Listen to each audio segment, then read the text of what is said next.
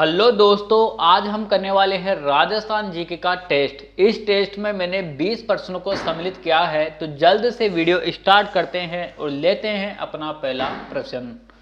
वंशावली पढ़ने लिखने का काम करने वाली एक प्रकार की जाति है। बताना है साथियों, वंशावली पढ़ने लिखने का जो काम करती है वो कौन सी जाति है निम्न में से, यह आपको बताना है।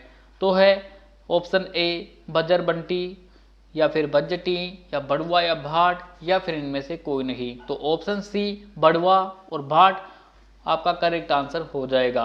बढ़ते हैं साथियों हमारे नेक्स्ट क्वेश्चन की तरफ। राजसमंद जिले की आकृति है। बताना है राजसमंद जिले की आकृति किस प्रकार की है। आयताकार की है, या त्रिभुजाकार की है, या तिलक के समान है, या फिर अर्धचंद्र के समान है, यह आपको बताना है। तो राजसमंद जिले की जो आकृति है साथियों वह है तिलक के समान। ऑप्शन सी आपका करेक्ट आंसर हो जाएगा। साथ ही साथ में मैं और भी ऑप्शन आपको कवर करवा देता हूं। जो आयताकार आकृति है साथियों ये है भीलवाड़ा जिले की। कौन से जिले की है साथियों? भीलवाड़ा जिले की है। इसी के साथ में जो त्रिभुजाकार आकृति है ये है अजमेर जिले की, और अर्धचंद्र के समान जो आकृति है साथियों वो है सीकर जिले की। बढ़ते हैं साथियों हमारे नेक्स्ट क्वेश्चन की तरफ। शेखावाटी के चित्रों में कौन से रंग विशेष रूप से प्रयोग में लाए गए हैं। तो बताना है शेखावाटी जो है उनके चित्र बनते हैं उनमें कौन से रंगों का प्रयोग किया जाता है, ये आपको बताना है। हरा और नीला का, लाल और पीला का, पीला और बैंगनी का, या सफ़ेद और काला का। तो साथियों ज़्यादातर वहाँ पर हरा और नीला का प्रयोग किया जाता है। ऑप्शन ए आपका करेक्ट आंसर हो जाएगा। बढ़ते हैं साथियों हमारे नेक्स्ट क्वेश्चन की तरफ। कौन से संभाग की सीमा सभी संभागों की सीमाओं से स्पर्श करती है। बताना है कौन सा संभाग है जिसकी सीमाएं सभी संभागों की सीमाओं से स्पर्श करती है। जयपुर संभाग, अजमेर संभाग, भरतपुर संभाग, या फिर जोधपुर संभाग। तो दोस्तों हमारा जो राइट आंसर है वो हो जाएगा अजमेर संभाग, ऑप्शन बी। क्योंकि साथियों जो अजमेर संभाग है उसकी सीमाएं जो है वो सभी संभागों के साथ में टच करती है। इसी के साथ में क्वेश्चन हमारा ये भी बन जाता है कि राजस्थान में कितने संभाग है, या फिर राजस्थान में संभागों की संख्या कितनी है। तो उस कंडीशन में आपको बताना है साथियों 7 संभाग है, यानी संभागों की संख्या कितनी है? 7 है। ठीक है, बढ़ते हैं साथियों नेक्स्ट क्वेश्चन की तरफ। मुनवती कला कहाँ की प्रसिद्ध है। बताना है मुनवती कला कहाँ की प्रसिद्ध है। बीकानेर की, पाली की, बाड़मेर की, या फिर नागौर की। इस प्रश्न में थोड़ा सा कन्फ्यूजन हो सकता है आपको, क्योंकि यहाँ पे क्या है मुनवती कला आपसे पूछी गई है। तो वैसे यहाँ पर जो राइट आंसर है आपका वो हो जाएगा बीकानेर, यानी मुनवती कला बीकानेर जिले की प्रसिद्ध है। परंतु दोस्तों कई बार आपसे क्वेश्चन इस प्रकार पूछा जाता है, किस प्रकार पूछा जाता है, उस्ता कला व मुनवती कला कहाँ की प्रसिद्ध है। उस कंडीशन में आप आंसर बता देते हो, परंतु यहाँ पर स्पेशली एक को उठा लिया गया है मुनवती कला कहाँ की प्रसिद्ध है, तो उस कंडीशन में थोड़ा सा कन्फ्यूजन हो जाता है। बढ़ते हैं साथियों हमारे नेक्स्ट क्वेश्चन की तरफ। नवाबों का शहर कौन से जिले को कहा जाता है। बताना है नवाबों का शहर कौन से जिले को कहा जाता है। जयपुर जिले को, झालावाड़ जिले को, अलवर को, या टोंक जिले को। तो साथियों नवाबों का शहर टोंक जिला कहलाता है। ऑप्शन डी इसका करेक्ट आंसर हो जाएगा। और वीडियो पसंद आ रहा है तो वीडियो को लाइक कीजिएगा, चैनल को सब्सक्राइब कीजिएगा, और वीडियो को अपने दोस्तों के पास शेयर भी कीजिएगा। बढ़ते हैं साथियों हमारे नेक्स्ट क्वेश्चन की तरफ।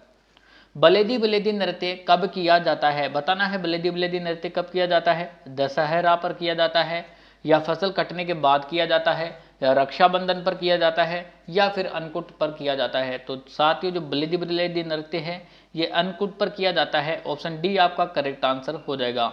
आपको बताना है साथियों बलेदी बलेदी नृत्य कौन से क्षेत्र का प्रसिद्ध है। कमेंट करिए दोस्तों अगर आपको पता है, तो नहीं पता है तो हम जो नेक्स्ट टेस्ट सीरीज आएगी उसमें हम इस क्वेश्चन का आंसर ऐड कर देंगे। बढ़ते हैं हमारे नेक्स्ट क्वेश्चन की तरफ। कौन सी नदी वर्षा ऋतु में अपनी विनाश लीला के लिए जानी जाती है। तो विनाश लीला के लिए कौन सी नदी प्रसिद्ध है वर्षा ऋतु में, ये आपसे पूछा गया है। कांकड़ी नदी, साबी नदी, घग्गर नदी, या फिर जाखम नदी।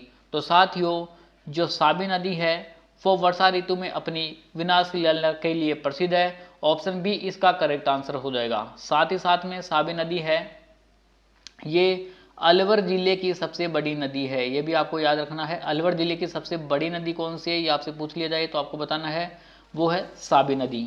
बढ़ते हैं साथियों हमारे नेक्स्ट क्वेश्चन की तरफ।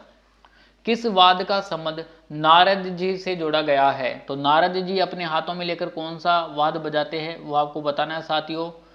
सारंगी, रावण हत्ता, एकतारा या फिर जंतर। तो इसका आंसर तो सभी स्टूडेंट दे देंगे, एकतारा बजाते हैं। तो ऑप्शन सी इसका करेक्ट आंसर हो जाएगा, यानी जो नारद जी का संबंध है वो है एकतारा से। ठीक है, बढ़ते हैं साथियों हमारे नेक्स्ट क्वेश्चन की तरफ। बेली कृष्ण रुक्मणीरी किस भाषा का ग्रंथ है? बताना है कौन सी भाषा का ग्रंथ है ये। पूर्वी मारवाड़ी का है, या फिर उत्तरी मारवाड़ी का है, या दक्षिणी मारवाड़ी का है, या उत्तर पूर्वी मारवाड़ी का है।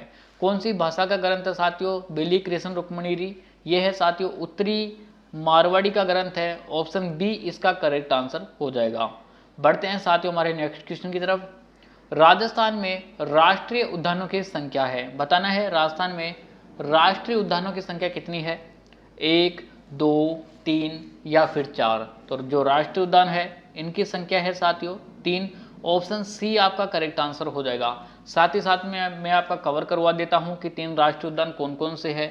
तो एक तो है साथियों रणथंभौर राष्ट्रीय उद्यान, ठीक है। इसी के साथ में दूसरा हमारा हो जाता है केवलादेव राष्ट्रीय उद्यान, और जो तीसरा है साथियों ये आपको पता होगा दर्रा और मुकंदरा हिल्स, नाम आपने सुना होगा।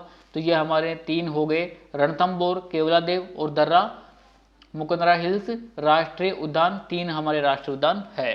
बढ़ते हैं साथियों हमारे नेक्स्ट क्वेश्चन की तरफ। और वीडियो पसंद आ रहा है तो वीडियो को लाइक कीजिएगा, चैनल को सब्सक्राइब कीजिएगा और बेल आइकन को भी प्रेस कर लीजिएगा साथियों, क्योंकि जो हमारे लेटेस्ट नोटिफिकेशन है वो भी आपको मिलती रहे। बादशाह मृगशाह का संबंध निम्न में से किस समाज से है, ये आपको बताना है। तो कौन से समाज से संबंध है साथियों इनका? पंजाबी से, सिंधी से, हिंदू से या फिर मुस्लिम से।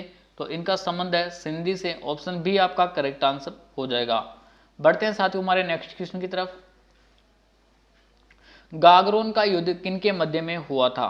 तो गागरोन का जो युद्ध हुआ था किन के मध्य में हुआ था यह आपको बताना है। राणा सागा व इब्राहिम लोदी के मध्य हुआ था, या फिर महाराणा प्रताप व इब्राहिम लोदी के मध्य हुआ था, या राणा सांगा व महमूद खिलजी के मध्य हुआ था, या महाराणा प्रताप व महमूद खिलजी के मध्य हुआ था। किन के मध्य हुआ था साथियों गागरोन का जो युद्ध है? ये हुआ था साथियों राणा सांगा व महमूद खिलजी के मध्य में हुआ था। ऑप्शन सी आपका करेक्ट आंसर हो जाएगा। और कौन सी सन में हुआ था? तो सन 1519 ईस्वी में हुआ था। ये भी आपको याद रखना है। इससे संबंधित एक क्वेश्चन और बन जाता है कि ये कौन से जिले में हुआ था। उस कंडीशन में आपसे पूछ लिया जाए तो आपको बताना है झालावाड़, ठीक है। बढ़ते हैं साथियों हमारे नेक्स्ट क्वेश्चन की तरफ। हरतालिका तीज के दिन किसका पूजन किया जाता है? तो हरतालिका तीज के दिन किसका पूजन किया जाता है? गौरीशंकर का किया जाता है, या राम सीता जी का किया जाता है, या राधा कृष्ण का किया जाता है, या फिर ब्रह्मा जी का किया जाता है।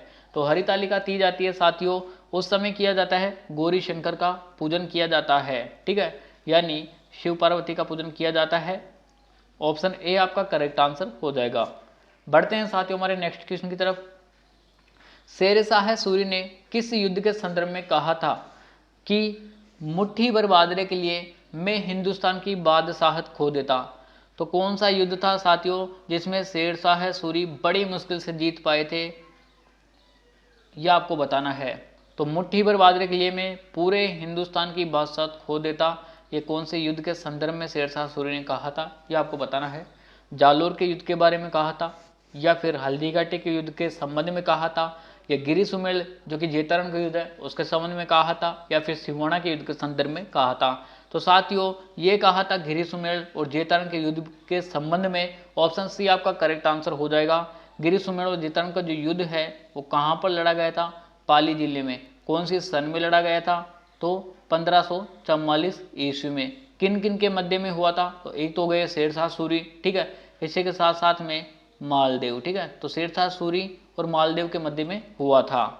बढ़ते हैं साथियों हमारे नेक्स्ट क्वेश्चन की तरफ। और एक बार फिर से कह रहा हूं दोस्तों कि वीडियो को लाइक कीजिएगा, चैनल को सब्सक्राइब कीजिएगा। अगर वीडियो पसंद आ रही है तो वीडियो को जरूर लाइक कीजिएगा साथियों, और चैनल को सब्सक्राइब करके भी जाइएगा और बेल आइकन को प्रेस कर लीजिएगा ताकि लेटेस्ट नोटिफिकेशन की जानकारी आपको मिलती रहे। बढ़ते हैं हमारे नेक्स्ट क्वेश्चन की तरफ।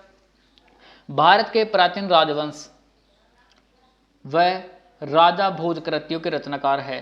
तो 2 कृतियां इसमें दी गई है, भारत के प्राचीन राजवंश तथा राजा भोज। इन दोनों कृतियों के रचनाकार कौन है यह आपको बताना है साथियों।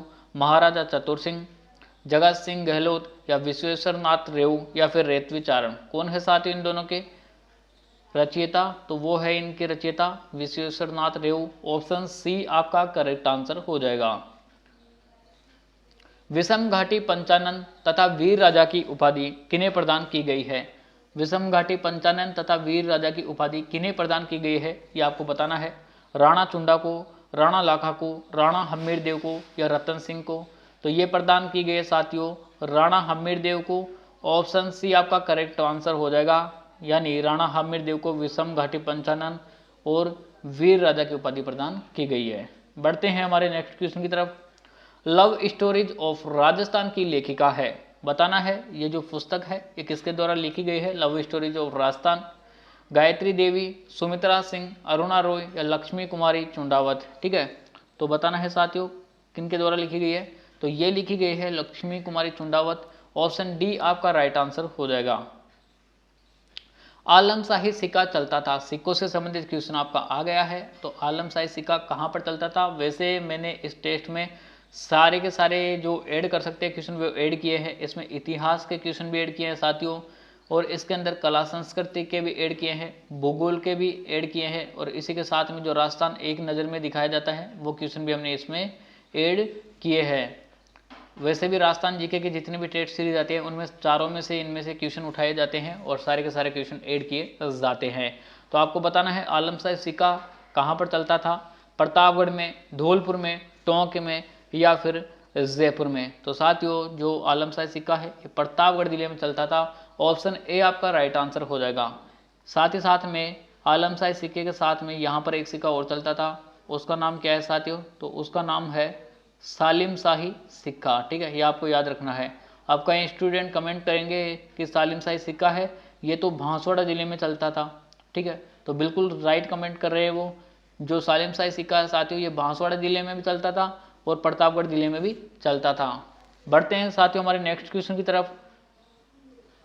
दादू खोल यानी दादू जी की गुफा है वो कहाँ पर स्थित है? जो दादू खोल है वो दादू जी की गुफा को ही कहा जाता है। तो वो कहाँ पर स्थित है ये आपको बताना है।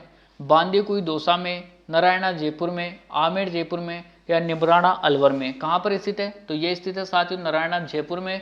ऑप्शन बी आपका करेक्ट आंसर हो जाएगा।